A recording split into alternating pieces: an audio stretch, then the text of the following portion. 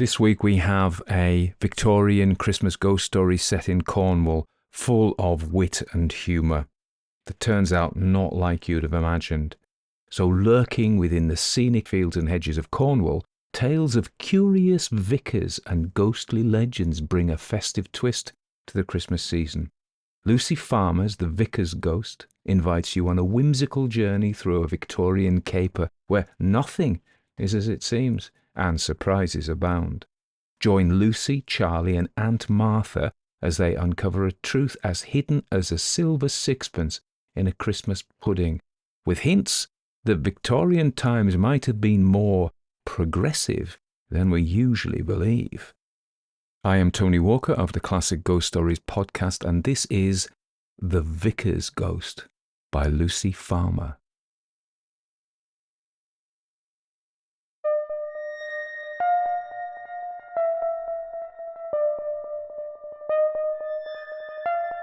Everybody dies, don't they? Everybody come back. The Vicar's Ghost by Lucy Farmer. Chapter 1. A Mysterious Visitor.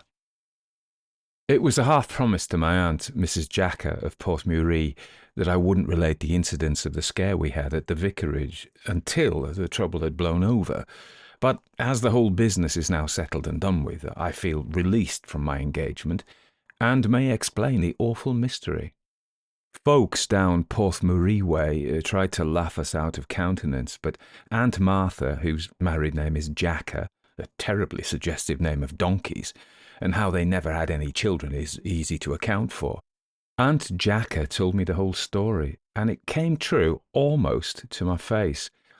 Andrew Jacker, I nearly put 2 more letters on his name, was, when alive, the gardener at the vicarage where I spent last Christmastide with little Charley, our eldest, in Cornwall. The place is very pretty, in a valley near the sea. The church is quite a show building, and the tower is built perpendicular, as they call it there, and of course anyone can see that. It's no wonder. If it was horizontal now, there would be something remarkable in it. We reached the lodge which Mrs. Jacker, my aunt, still inhabits, and found a hearty welcome, a Christmas welcome, I may call it, and truly so. There were all kinds of hollies and ivies and red berries galore, a delicious smell of mincemeat and apples, quite appetising, and a tea table spread out in a way which made me imagine that my late uncle was not so deserving of those 2 extra letters as I had fancied. He couldn't have been that kind and have left his widow so comfortable, and not even in black for him. We were early at tea after our journey, and were just gossiping, when a knock came to the door, and little Charley ran up to open it. He ran back quite quick enough, looking scared a bit, and saying, "Mammy, it's a man at the door, a clergyman." "Well, he won't eat you, child," cried my aunt, quick-like. "Don't be a goose." I didn't quite like her manner of speaking to the boy, though having no children of her own, I could excuse her. But she rose up and went to the door in the dusk. She hadn't gone long when she came back with a red face ruffling like a turkey cock, making all allowances for genders, and without a word catches little Charley a slap on the shoulder blade. "Here, Aunt Martha, what's this?" I cried. "What's Charley done? I won't have him beat by anyone except his father. So there!" "A bit of a brat to invent such untruths," she exclaimed. "If he was my child, I'd pound him." "Well, he isn't your child, Aunt, and as you never had one, you can't be expected to understand." "Wasn't there anyone there, dear?" I said to him as he ran to my side. "Yes, Mammy," he whispered. "I saw him." "A man, Charley?" "Yes, a clergyman, a tall man with a red face like hers. It's the truth." He pointed to Mrs. Jacker, who didn't much relish the reference. "I'm sure the child did see the man, Aunt," said I. "You wouldn't tell a falsehood, would you, Charley?" "I saw him," said the lad firmly. "He had a whip in his hand and spurs, golden spurs on his boots." "Mercy on us!" screamed my Aunt Martha. "He's come! Oh dear! Oh dear! Oh dear!"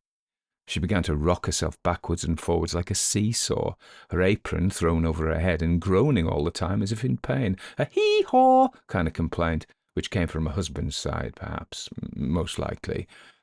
I didn't heed her greatly, for after her behaviour to the boy, I didn't care very much about her fright, though I will not deny it, curious to find out the cause. Mind, it was rather fearsome. We two lone women in the lodge beside the wood of a darkening winter evening, well on towards Christmas. The 19th of December it was.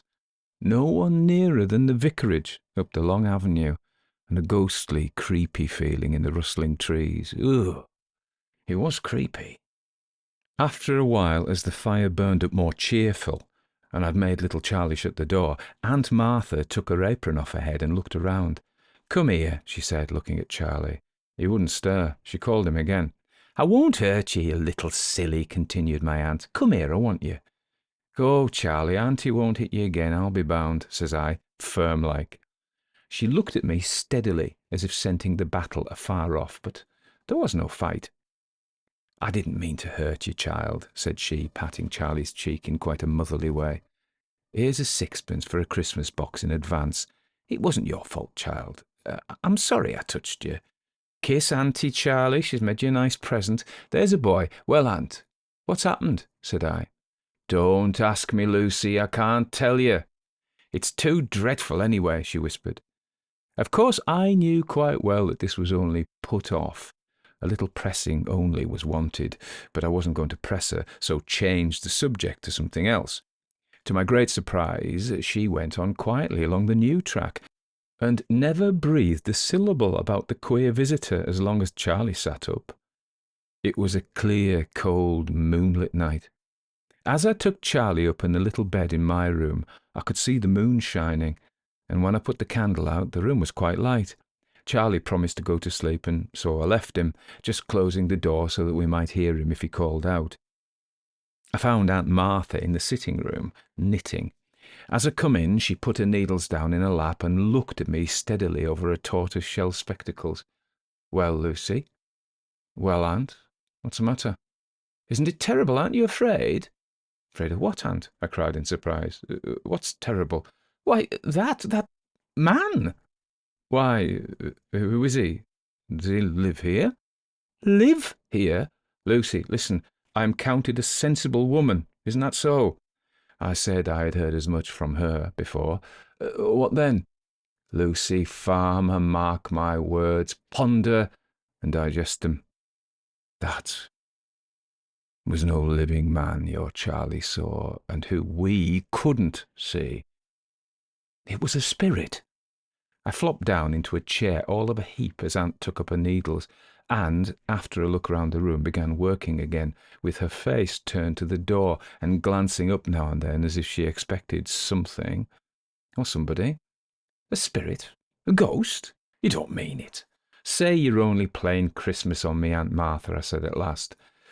"I wish I could, Lucy, but I am sure, from your child's description of the man, that it's the old vicar." "What, the dead vicar?" "Yes, the one that was drownded. He can't rest in his grave, or, I should say, he can't rest in the sea, because he wasn't buried." "Did he fall into the sea, then?" I asked. "He jumped in," whispered my aunt, as she glanced fearful-like round the room. "He was riding out from here one winter's day. It was the 19th of December, 88 years ago today, in the afternoon." "Well," said I, as she paused. "He was going over to the nunnery yonder," continued my aunt, putting down her needles again, "and wanted to go by way of the beach. He was mounted on his black horse, Neff, a fine, sensible beast, and the red vicar rode him at the cliff." "Mercy on us! Go on, Aunt." "But the horse wouldn't jump the cliff, and the vicar, heaven forgive him, swore he'd go no other way. He whipped and spurred the animal, but it wouldn't budge. At last the vicar got into a towering passion. He dismounted, gave his horse a cut with the whip, took off his gilt spurs, put them in his tail pocket, and swearing he would go his own way, leaped down from the cliff." "Was he killed?" "Dead as mutton," replied Aunt Martha. "He sometimes appears, spurs in hand, sometimes booted and spurred, ready to mount his house again. Many have seen him, and something always happens after he's been seen. We ought to tell the vicar, for something will surely happen before Christmas, Lucy." I was silent. The idea of walking up the avenue at that time of the evening while a ghost was haunting the place was awful. Besides, Charley couldn't be left alone in the lodge, and I said so. Aunt Martha made no reply. "Has the ghost ever appeared before?" I asked, after a pause of silence, which was almost more dreadful than anything. "Yes," she replied, in a low voice. "He has come 3 times, and every time something has happened. Once the church was robbed, and there never had been a sacrilege here afore nor since. The next time, Fillion, a brave lad of 11, was killed in the lane yonder by some most mysterious means in the storm, for a tempest always accompanies the appearance. And the last time the manor house was burgled, as Captain French called it, robbed, he meant. Well, Aunt, we can't go up to the vicarage tonight, I said. If the storm should come on, we might get drenched, and I'm sure I would die if we met the ghost." "Hush!" said my aunt suddenly. "Listen. Don't you hear something?" I listened with all my ears, and after a minute I fancied I could distinguish a moaning sound, which rose and fell in a curious dull roar, but in the quieter intervals we could distinctly hear the clatter of a horse's feet. The sound came nearer and nearer. The animal was galloping like mad. No one could have ridden at such a pace, I should say, on such a night along the country road.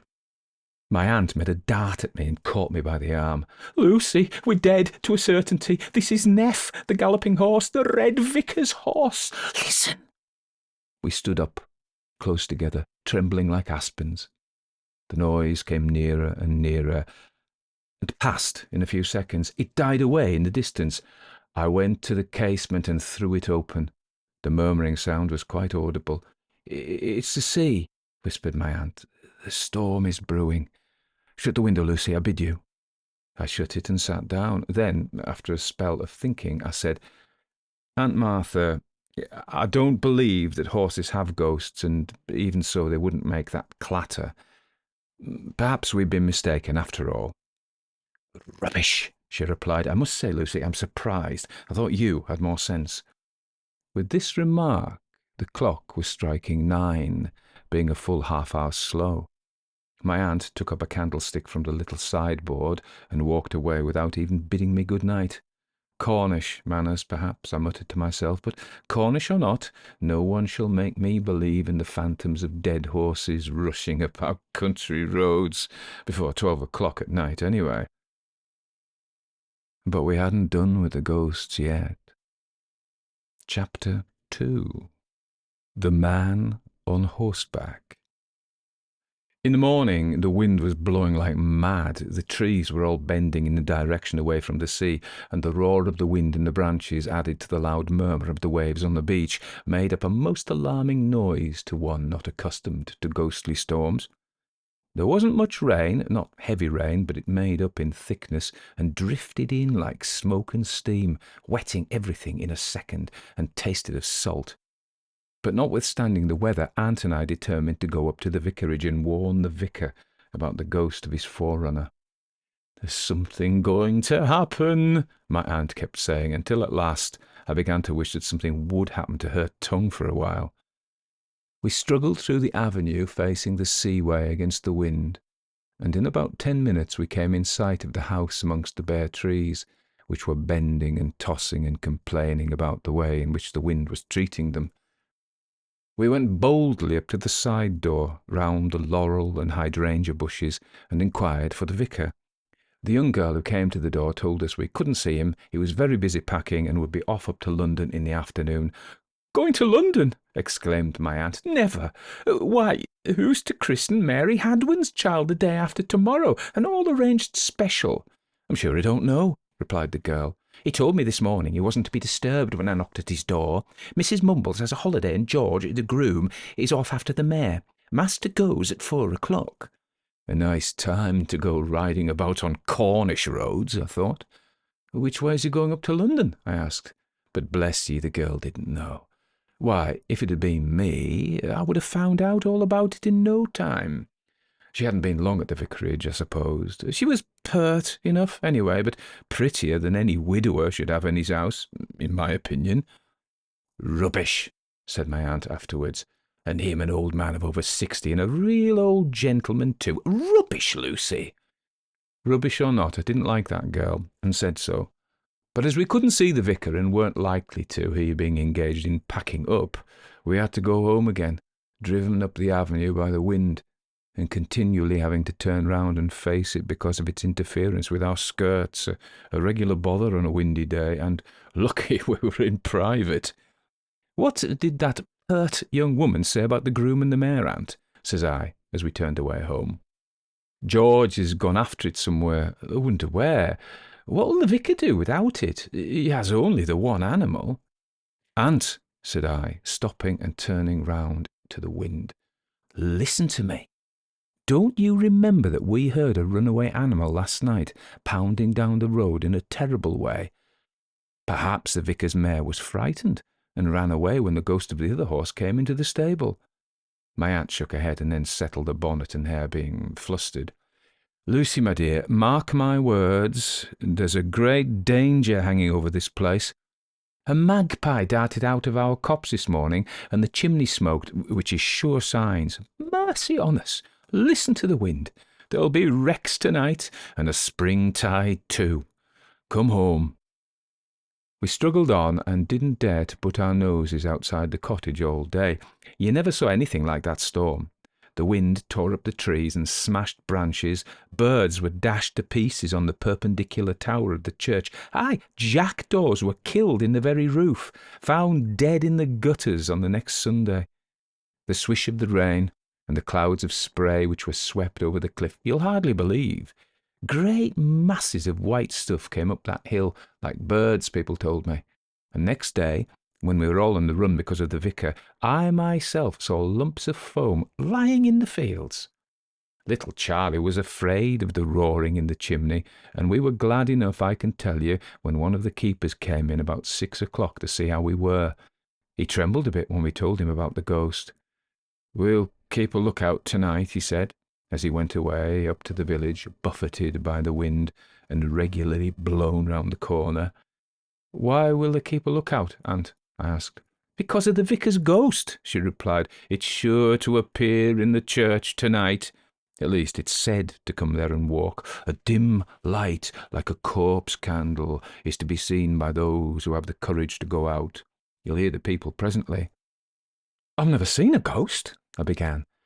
You don't mean that you think of going out to look for it, shouted aunt, staring at me as if I had 7 heads.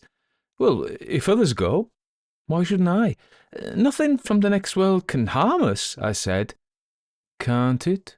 She retorted with a sniff. An appearance killed poor young Fillion, and he 11 years old. He was out in the storm, aunt, wasn't he? Well, suppose he was. Would the storm crush his skull in and lay him by the roadside, a tangled corpse? No wind as ever blew could punch in people's skulls. Don't tell me. There's true, real danger out tonight. It's terrible, so it is. Of course, I said no more.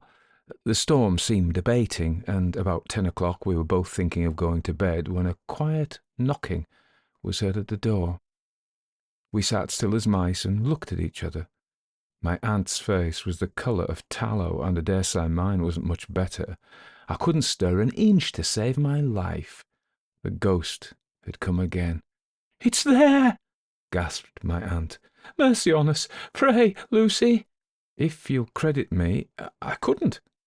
I could no more repeat a prayer that minute, though were 6 at my finger ends and all the creed on the tip of my tongue. No use. I couldn't speak. And the knocking continued. Suddenly my aunt whispered, Send the boy. It won't hurt him. Send Charley, in his night-dress too, to meet a wandering ghost of a suicided parson? Not I. You wouldn't catch me sacrificing an innocent lamb like him to the evil one. I rose up then myself, and, with a quaking at my heart and a quaver in my voice, called out, Who's there? It's me, "Robinson," replied the keeper. "I've heard a rumour as there's something up at the vicarage, and have come down to see after it." My aunt by this time was behind me and opened the door without a blush, saying, "Come in, Mr. Robinson. Whatever is it? The ghost? We thought it must be you." "No, ma'am, not the ghost. Phyllis, our neighbour's lass, has come down with the cream, and the story is there's no one in the house, and there's a light in the church moving about." "Robbers!" I exclaimed. "Ghosts!" cried my aunt. "I knew it." "Well, it's a queer thing, and we're going to see about it. The girl's gone with the master, they do say." "What girl?" shrieked Aunt Martha. "Not the pert hussy up at the house, surely," said I. "That's it," he said. "Susan has bolted, and someone has reported she was seen with the master on the coast road this afternoon." "The old goose!" I cried. "What did I tell you, Aunt Martha? I took that girl's measure pretty quick." "Well, nothing will persuade me that the vicar has gone with her outside the paths of duty. No, Lucy Farmer, Vicar's a clergyman, and ghosts from the churchyard wouldn't persuade me otherwise. Besides, who'd go along the beach road such a night as this?" "It ain't so out of the way bad now," remarked Robinson. "I'm going down." "I'll go with you," said I. "Well, I ain't going to be left like an owl in an ivy bush," said my aunt. "It's too terrifying. I'll go too." "But the child," I cried. "Suppose he wakes up?" "Oh, he won't stir. It's only 10 minutes or so. He's old enough to lie quiet if he does wake. He'll see the candles lighted." So we agreed to run down and see the ghost. The rain had ceased. Escorted by Robinson, who had a lantern, we soon reached the churchyard, which was close by, near the village side, by the inn, where the stream is, in the road, and at the stile we found every living soul in the place. Outside the night was pitch dark. The great perpendicular tower was quite lost in the gloom. The trees tossed about and roared, the ivy fluttered and rustled in a most alarming way, and sure enough, inside there was a light, which moved about the chancel and the east window, which was half choked with ivy. But no one would venture near the doors, and we couldn't hear any sound but the terrible roaring of the wind and a banging noise at times. Suddenly, the light went out, and we all jumped.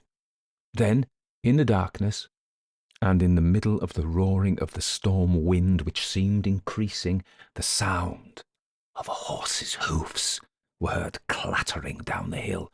"It's the horse! The horse!" cried the women, and before you could wink, every man, woman, and child present took to their heels and ran for dear life to the houses, anywhere. They had all squeezed themselves into doorways and sheds, like a general post in the nursery games at the manor, in 1 minute. The clattering hoofs came nearer and nearer. I was squeezed into the inn door. I couldn't tell what had become of Aunt and the keeper. I wished my husband had been there, but it was no use wishing. The hoofs came down the hill faster and faster, banging fire out of the flints as we could see. The ghost rode right up to the road and stopped for a moment. Then he made up his mind and came towards the inn. The women pushed back and shut the door with a bang in its face. Now, would it blast us with fire or come in through the door? We waited, shaking and quaking, to see what would happen, and then we heard a noise and a loud kicking or thumping at the door. Nobody dared move. Besides, it was after closing time. No one could be admitted. But the rider would not be denied. "Mr. Hawkin, I say, Hawkin, open the door. There's mischief about." "Aye," muttered Hawkin, "and it shall remain outside. Go your ways in peace," he said aloud. "Go on, go on." "Come, no nonsense," shouted the ghost, if it was a ghost, which I, for one, began to doubt. "Open the door or I'll smash it in. Don't you know me? George Syme." "George? From the vicarage?" cried several. "Why, what brings you here at this time of night?" "On horseback, too," said others. "Maybe it's only a device of the evil one," suggested the sexton. "I'd be careful if I was you, Mr. Hawkin." But a sounding kick and a few hard Cornish words settled the question. Hawkin went to the door, expostulating loudly against violence and ghosts. Chapter 3. The Ghosts in the Church. A Discovery.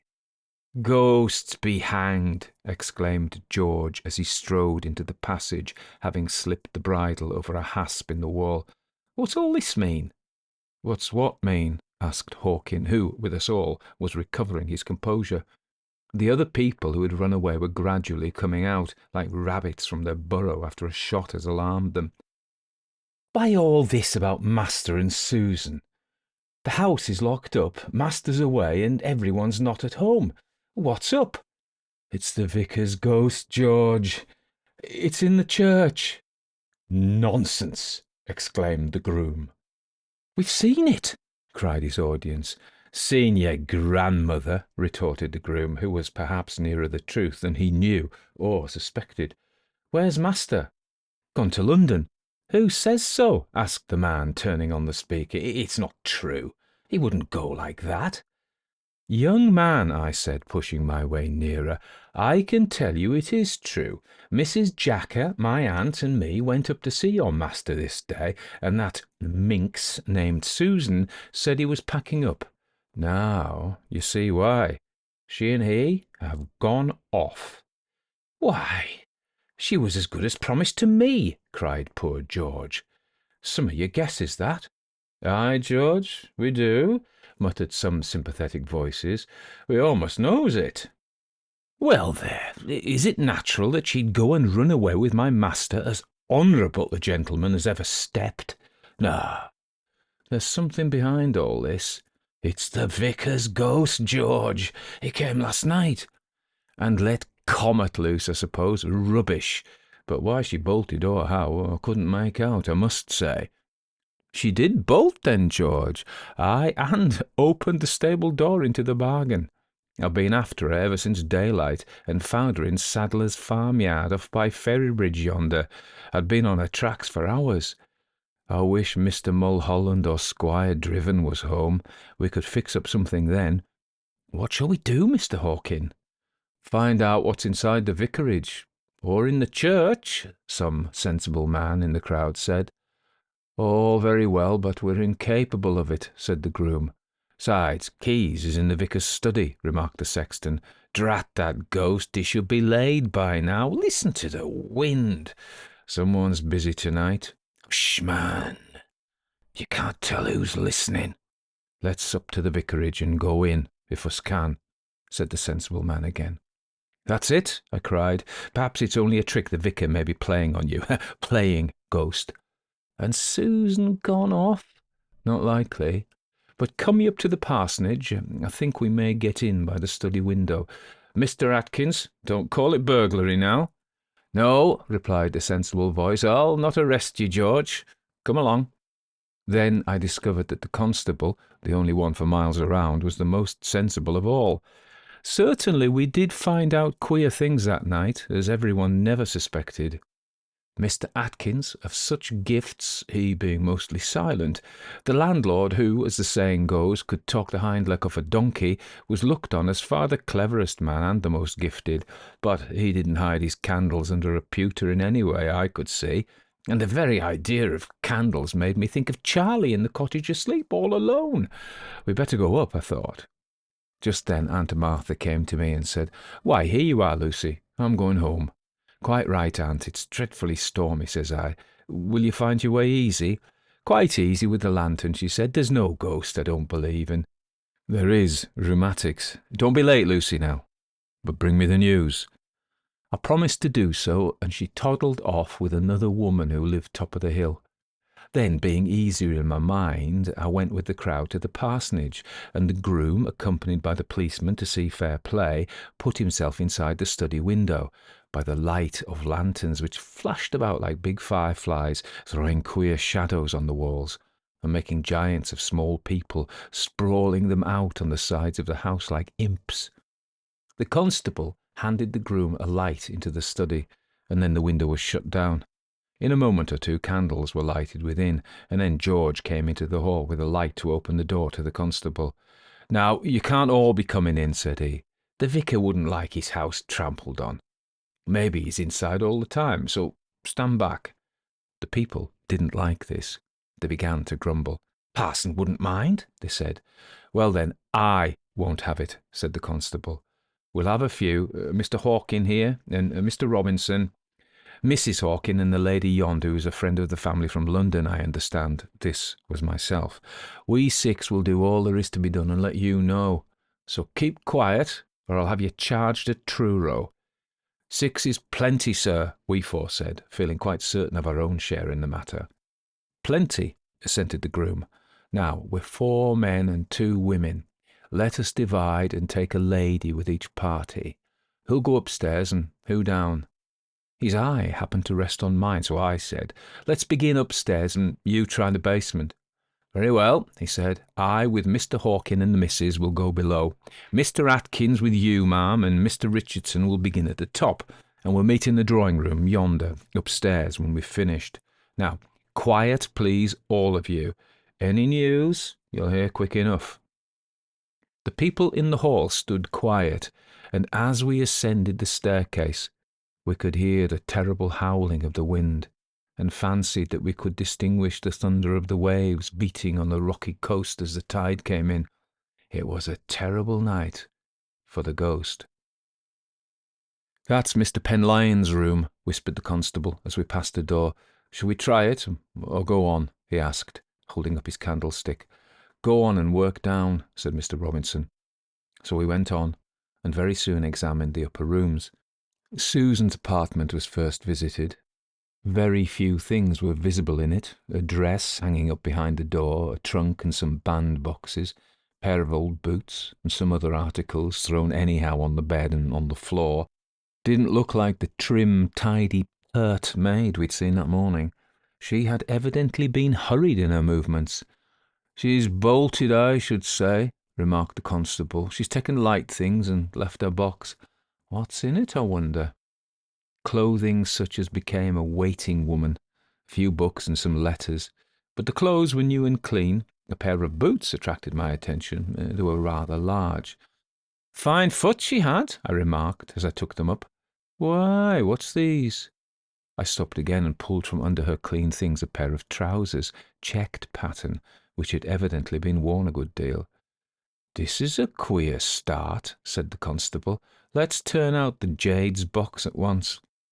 We did so very quickly, and the rest of a suit of male attire, such as might be worn by a lad of 16 or so, a flash suit, the constable called it. Well, so Miss Susan was fond of masquerading, said he, after inspecting the clothes. Did anyone ever see her in boys' clothes, I wonder? While he was pulling about the trunk, I opened the drawers in the dressing-table and found a large quantity of false hair nicely done up. In another place were combs and brushes, paste, rouge, and powders, and brushes like painters, camel hair things, so she could alter her face as she pleased. The hussy, I remarked. I saw at a glance she was a bad one. I told my aunt so. Look at those things. A regular painted Jezebel. The men were surprised, I can tell you. Aye, she's a bad one, said the constable. Suspect she's bolted with some valuables, not with Mr. Penlyon at all. She's a thief. Never, said Robinson. The 2 was together. That's certain as sin. Come you and see further. Here's George and his party coming up. What cheer, George? Nothing particular. Plate chest's locked all right, cellar locked too. Can't find the silver candlesticks, though, in the pantry. Bedroom pair. Likely in master's room. Well, we've found nothing upstairs but Susan's things, including a lovely head of hair, said Mr. Atkins. George Syme started. A head of hair? He exclaimed, staring at the speaker. Aye, never mind now. Come into the vicar's room. Ooh, aye, it's locked. There's no key. Locked, we exclaimed in a chorus. Then he must have gone, we thought. Everyone drew back and looked in turn at everyone else. Leave it till we've searched elsewhere, said sensible Atkins, and if we find any more suspicious things, or don't find something to satisfy us, then, by George, I'll break the door. Where's the church keys? In Parson's study, piped the sexton. They're hanging on a nail behind the press door. We all hurried into the study. The keys were not there. Curiosity now was getting to a high pitch. We no longer minded the storm.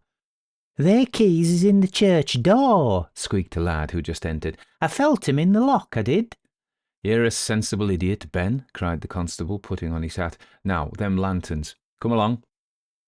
We hurried out and went boldly enough into the churchyard, and up the gloomy path between the graves of the dead, graves of people who had been drowned or cast ashore dead, or who had died in their beds, men mostly, as I'd already seen. We reached the church porch, and as the lantern was held up to the lock of the old oak door, we perceived the key dangling from the keyhole. The door was locked, too. By this time our fear of the ghost had considerably subsided, and, notwithstanding the howling of the storm and the rushing gusts of wind around the church, little hesitation was shown. Mr. Atkins was quite bold, and several of his immediate followers were brave enough. The hinder ones came in with the lights, being fearful to remain outside in the dismal darkness and whirling wind. Mr. Atkins, leading the way and carrying a lantern, stepped up between the old carved pews, on which scenes of scripture were engraved, with doves and eagles and coats of arms. He stood still near the font and called out loudly, "Is anyone here?" No one replied, except an echo in the chapel. So he shouted again. This time we heard a moan come from the east end, and a terrible chill struck me. I dare say others felt the same. We had shivers. It was a very weird feeling. The shadowy church, just light enough to make the darkness visible, the howling wind in the belfry overhead, the dangling ropes and humming bells, all united to make our flesh creep, and then the moan was so sad and weary. Keeping close together, the men in the front, we straggled up the aisle and examined the chancel. No one was there except ourselves. But within the communion rails, near the vestry door, lying prone on the floor, quite exhausted, was an elderly woman. "Why, it's Mrs. Mumbles!" cried 2 or 3 of the spectators. "How did she come here?" "Never mind how she came, let's get her out. The light's accounted for now," said George. The fainting woman was raised up and carried out to the inn, where she found voice enough to say, "Robbed, murdered, the master, the master." Some of us needed no more. Mr. Atkins rushed away, followed by Robinson, George, myself, and the Hawkins. We all guessed that the secret of Penlyon's disappearance lay in the bedroom, which was locked. Robbery and murder are ugly words. A few well-directed blows stove the door in, and the men entered first with lanterns and candles. Sure enough, on the floor under the bed was the old vicar himself, Mr. Penlyon, dabbled in blood and apparently lifeless. The private safe was ransacked, the chest of drawers turned out. Many papers and some valuable articles were on the floor. Everything was topsy-turvy, but someone who knew the place had been there, for the secret drawers were forced open. By this time the ghost was entirely forgotten, and the doctor was quickly fetched from his house, about 3/4 of a mile away.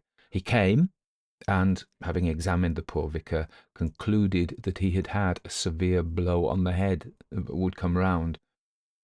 The gentleman then went and prescribed for Mrs. Mumbles, and the people gradually dispersed, after leaving a nurse with the parson, and George downstairs to see what was missing from the chests which had been robbed and locked up again. Mr. Atkins stayed also, but I made my way home with Mr. Robinson and reached my aunt's cottage as the clock was whirring out 1. "Well," said Aunt Martha, "a pretty time in the morning to come home, and with Mr. Robinson. What's the matter?" Then I told her, and her face was a caution. "I knew it. I said so. The ghost did it. Is the vicar dead?" "Not yet," I replied, "but I'd have those 2 villains hanged if I had my way. A pair of ruffians, burglars, both wicked men as ever stepped." "What men do you mean, Lucy?" she asked. "Why, the men who robbed and nearly killed Mr. Penlyon, Susan, and—" "You said men?" "Lucy, interrupted Aunt. And isn't Susan a man? Of course he is. A made-up young villain who bamboozled the old vicar and nearly canoodled George the groom. I saw through the paints and the false hair. Yes, I told you, he was no good. Let's get to bed, said Aunt Martha, who never could bear anyone to have praise. If she'd found it out, there would have been hot water and something for a late supper, with a chat before bedtime. I know, but there was no sign of it. So we went to bed, tired out, and a little thirsty too. Next morning we were astir pretty early and in the village after a short breakfast. Everyone was chattering. Mrs. Mumbles had said something, but being short of teeth, at the best of times was indistinct. Being upset, and no wonder. We made out that a man had called on the previous night, a red-faced man, and made some inquiries. He then must have gone round to the stables and loosed Comet, which he galloped up the avenue and off over the hill. At any rate, the mare, being frightened, went off at speed, and when he had thrown her out, the man must have left her and made his way back to the vicarage in the morning early. With the assistance of Susan, he seized and stunned the vicar. Susan had previously locked old Mumbles in the church and said she was away on a holiday. This put people off.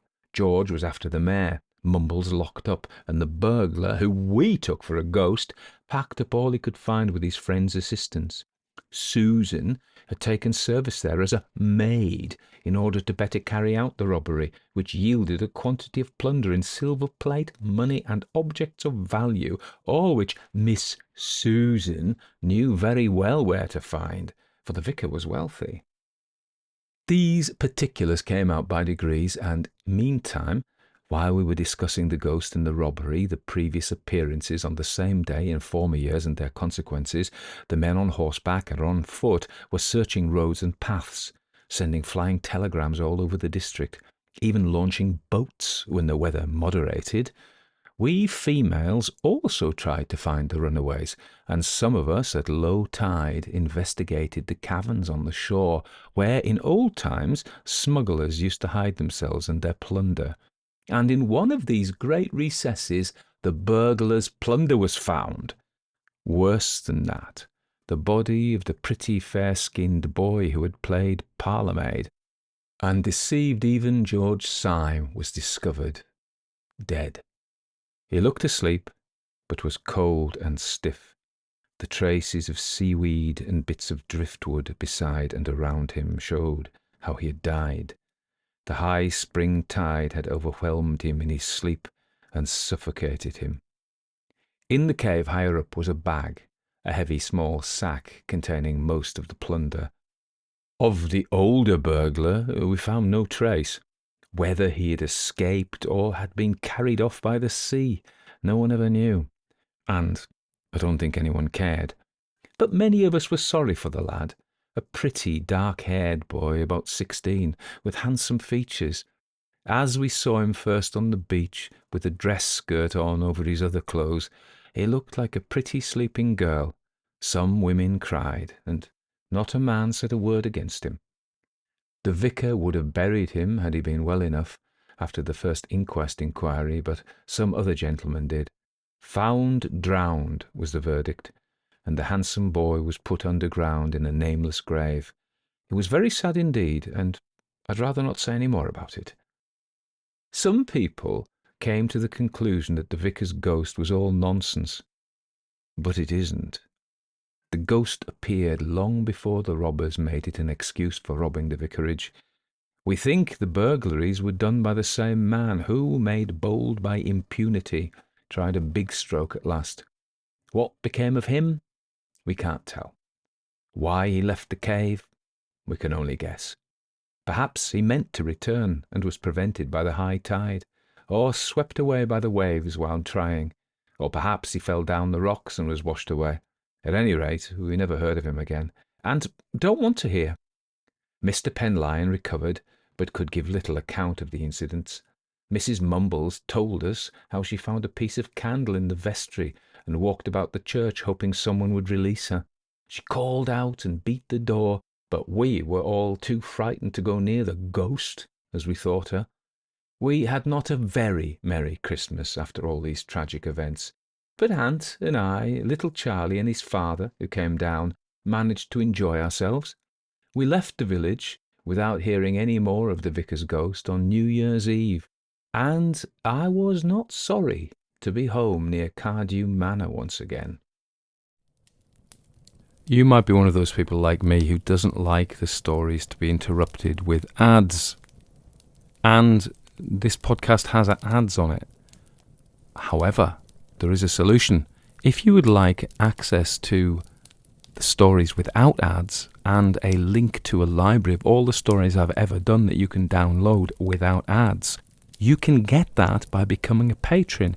So if you join for $5 or the equivalent in your currency a month, you can have all the stories ad-free.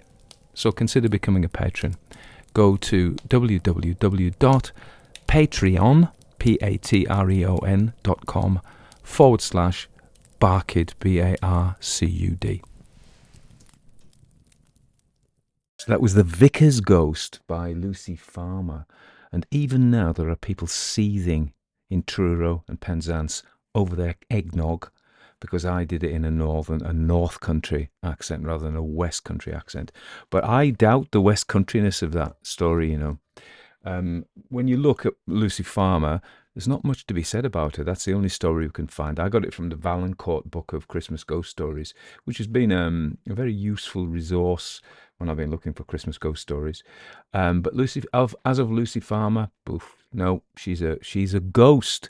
What we do know is this The Vicar's Ghost was published on December the 20th and 27th, so day after Boxing Day and before Christmas. They knew they had their marketing then for Christmas stuff, didn't they?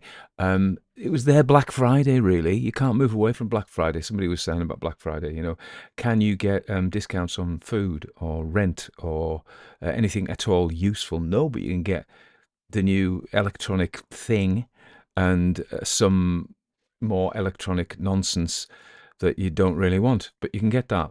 But heavily marketed like this, like Christmas is really. So 20th, 27th, 1890, late Victorian period. So as I say, it was put in the Valancourt Book of Victorian Christmas Ghost Stories, Volume 3. I can find nothing about Lucy Farmer. It's interesting that the protagonist is also called Lucy, which I thought was quite funny. Why do I not think it's a proper Cornish story? And it's set in Cornwall. But some of the turns of phrase seemed quite northern to me. The woman from top of the hill. Now, not in my particular dialect of Northern English, but in some, the definite article, the, in standard English, is elided completely. Yeah, it just doesn't exist. Sometimes we'd say that as going downtown. We wouldn't say, I'm going down to the town. The T and the T have kind of come together. So what is the history of the Northern English "t"? They don't say it in Scotland, and they don't say it in Northumberland. So it would appear that it comes from those areas of being Scandinavianized during the early medieval period, the Danelaw and those parts of England that were heavily influenced by Scandinavian speech. So if you know German, you have die, der, and das. Das, T goes to S in German, like Cornish, funnily enough, although Cornish isn't related. But so dat, and in Dutch it's het, and it's related to it, of course, in standard English. So it's the neuter version. So that, it was in Old English. Think about the famous Yorkshire song on Ilkley Moor, Bar Tat. Bart is without, but hat, yeah, the hat. So in Northern English dialects, I hope I'm not losing you, the is usually t, just the t. Sometimes that disappears completely, and in this story, it disappeared a couple of times. Woman from top of the street or whatever. Yeah, that just felt northern to me. Also, Porthmuckery. Nah, Porth, yeah, that's Cornish, but Muckery sounds more Manx or Irish or from Galloway in the southwest of Scotland. Fillion, again, Fillion is a Gaelic name, it's not a Cornish name.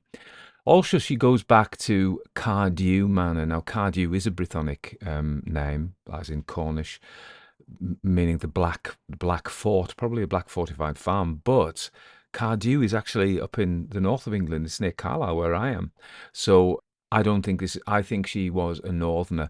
It was published in the Express and Advertiser. And when I do my due diligence on where was this paper, the Express and Advertiser appears to be a Lancashire paper. It appears to be from Burnley. So I actually think that this is a northerner writing a story set in Cornwall. Okay. This is a very, very long way of me justifying why I didn't do it in a Cornish accent. The simpler reason, of course, is I would have sounded like a pirate all the way through, and all the people in Cornwall would have been writing comments like people do. I did Madame Crowell's Ghost, which was written by an Irishman, but is written in Northern English dialect, and I did it in my grandmother's accent, which nobody really, it's died out. I mean, some of the old people still speak like that, the old Cumberland accent.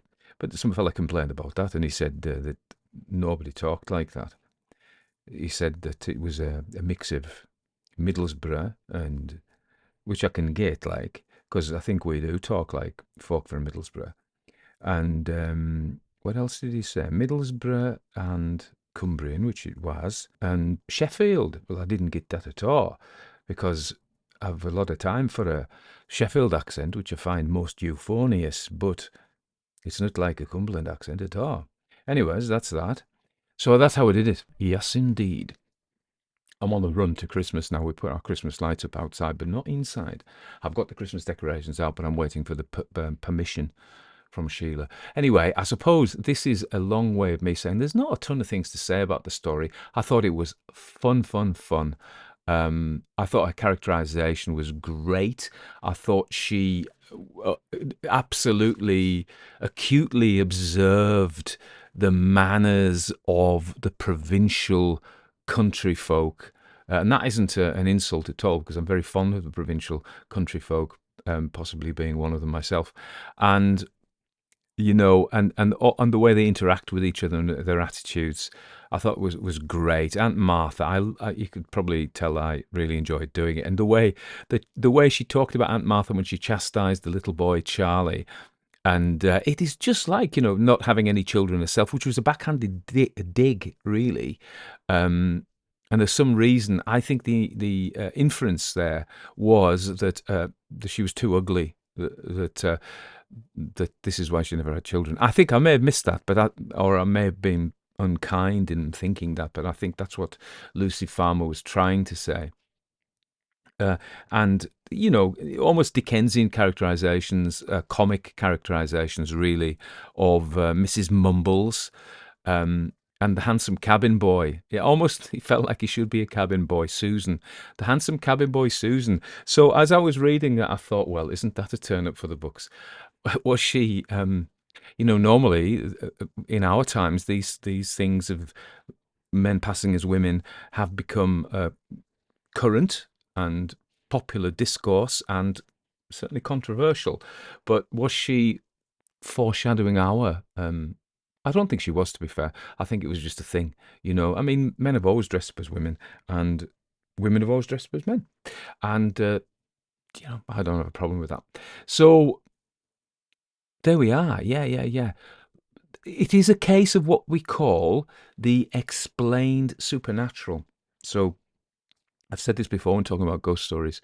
What happened was science came along in the Enlightenment, and there was basically, if scientists got themselves interested in religious matters, they got burned alive. So an agreement was made for a split, where the church would look after your spiritual aspect, and you, other people, your scientists, can go off and do the material. So that led to a weird fixation on the material, whereby there is no spiritual in it. And this became the most popular discourse and so we end up with materialism and later physicalism. And people like Richard Dawkins and Daniel Dennett and people like this still think this. They're wrong, of course. I mean, I say that, but they're still wrong. I know Richard Dawkins is a super duper genius, but he's still wrong. So the idea was that everything was physical, and anything supernatural, it didn't exist. It was either a lie or a delusion of a fool, really.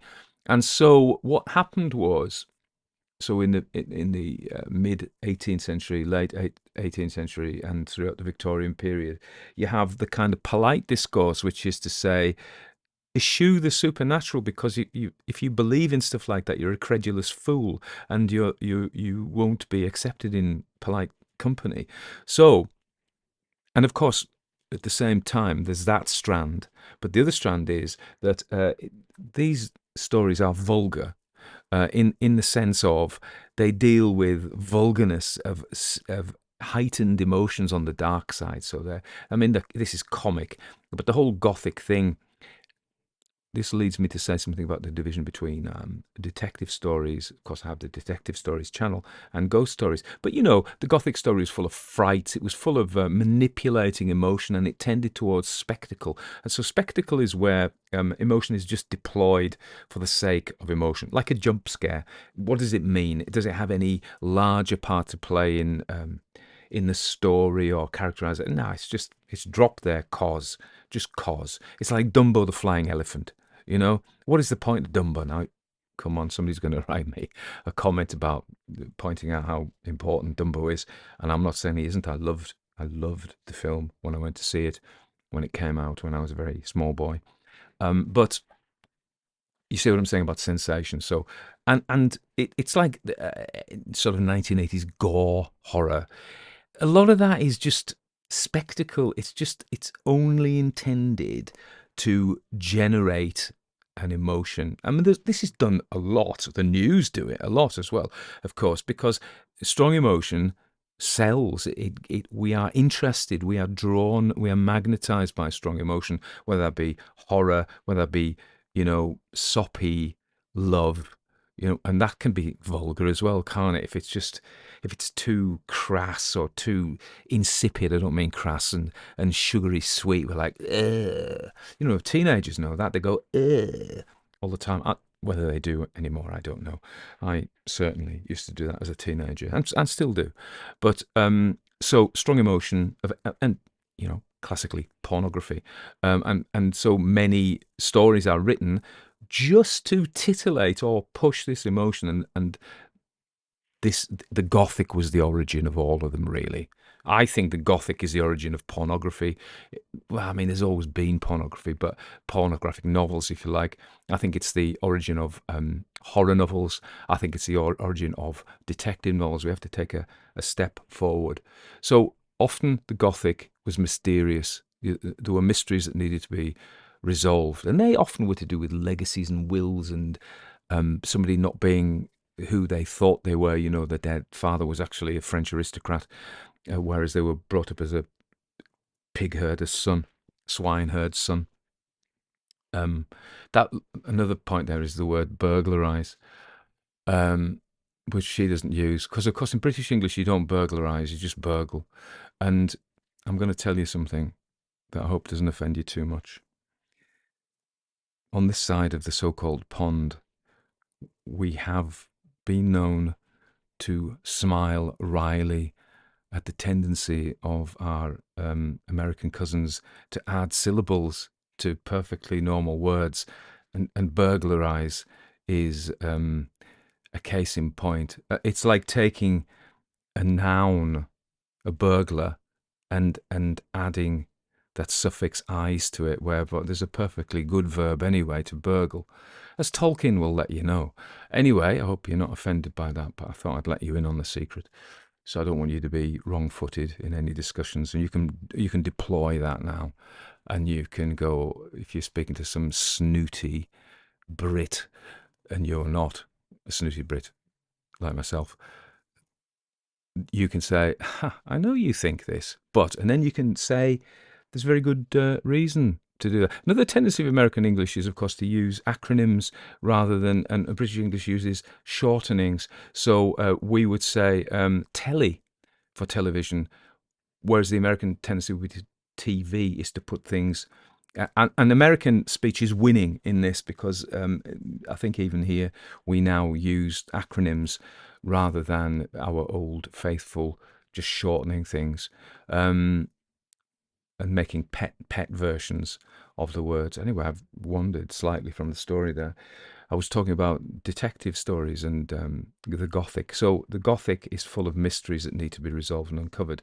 And it's not a long leap to end up with somebody who's uncovering. So you have from the protagonist of the story that needs to do this, you end up with somebody who's a repeat solver, and you end up with the amateur sleuth in the early Poe's Auguste Dupin is probably one of the earliest, if not the earliest, amateur sleuth. So from being just, instead of just being a maiden lost in a castle who has to work out who her dad is, who her real father is, and solve the mystery of the missing diamond or something, you get the repeat sleuths like Auguste Dupin, of course, Sherlock Holmes, etc. And then you get the whole, and that catches on, and you get the whole, these Hercule Poirot, you get repeat. Everybody's got Mrs. Craggs. If you go on the detective Monty Egg, you go on the detective story podcast that I've been doing, you'll find that nearly all writers get this character and they just deploy him or her in Miss Marple in story after story after story. Okay. But Poe takes the Gothic sensation novel, if you like, with its shocks and its horrors and its mysteries, which were considered, as I said before, utterly vulgar by the realist novelist of the 18th century. And therefore you get this split. And ultimately, the Gothic is a source of science fiction as well, isn't it? So you have, in the 18th century, those realist novels, and the realist novels become literary fiction, where we have realistic descriptions of people being miserable in a cafe in New York in the rain, and nothing happens. And apart from they're just sad and they watch people through the window and ruminate about how crap their lives are. And then versus action-packed, plot-driven, shocks, horrors, spectacle that we see in science fiction, crime, spy stories, which are a child of detective stories, thrillers, psychological thrillers, you see, horror stories, science fiction, I already said that, and pornography. So, which side are you on? I know which side Lucy Farmer's on. Anyway, getting back to the story. So, but I think that was interesting. And then we get, so we're going to circle back, as they say, and we're going to talk about the explained supernatural. So I was talking about the evolution of the Gothic novel at a gallop, and talking about how it gave rise to all these other forms of genre fiction. But many of the authors of the sensational Gothic style novels, right through the Victorian period, were conscious they were being looked down on by their snooty, romantic and realist peers, other writers. They were considered the bottom of the pile, and so they would make. And I said, to admit that you believed in superstitions and the spiritual aspect of life, apart from the carefully prescribed role of, in this case, the Church of England, that meant you were a fool. So what you tried to do was you go, yeah, but it wasn't really supernatural. And this, of course, leads to the evolution of Scooby-Doo. I've said this many times. It leads ultimately to Scooby-Doo, which is, of course, I don't think it is modern anymore, but a sort of late 20th century example of the explained supernatural, which was started by Anne Radcliffe in her big romances in the 1790s. She was the Mother Radcliffe, Coleridge called her that, was she gave birth. And yeah, I don't like birthing either. You give birth. You don't have to make a verb of birth. I know I'm contradicting myself. And gifting, I don't like that either. You give a gift, I don't like those ones. Just call me old-fashioned. But yeah, that's it. This is an example of the explained supernatural. And because my point about the detective novel is that this could have been on the Detective Channel, couldn't it? Easily. But it's a Christmas story, and it's got a ghost in it, except he isn't a ghost. Although there may be a ghost, because she leaves the door open to that, suggesting at the end that even though the ghost wasn't the cause of any of these things, it was the handsome cabin boy. There may be a ghost still. Yeah, but I thought it was very, very witty, and I loved her interactions with her aunt and her observations about all the village worthies who were drawn in comic style, but I didn't feel unkindly. They weren't kind of as sometimes villagers are in books, now even, but certainly, yeah, now, even now. You get a folk horror story now, and the villagers are evil, stunted, twisted,